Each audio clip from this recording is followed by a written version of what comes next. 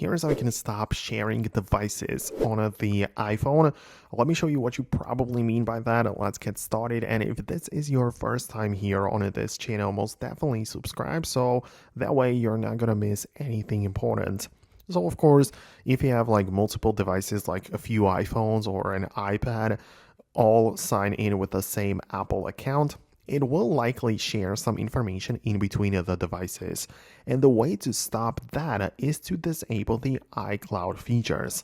So you would be able to check out your settings app where upon going to your profile and clicking the iCloud, you'll see all of the different apps and services which might be sharing between your devices.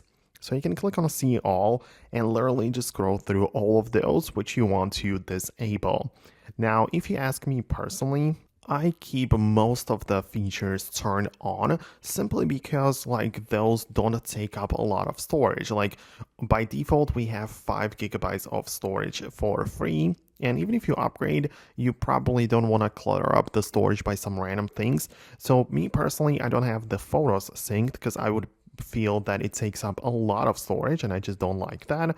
But some random things like, I don't know, the reminders or like all of the other random apps like Journal or Pages, I like those to be synced because some small information is okay to be like to appear on other devices of mine. So it depends on your preference, but that's how you can manage it in here. So let me know in the comments if that is the thing you had in mind and wanted to like set up on your iPhone.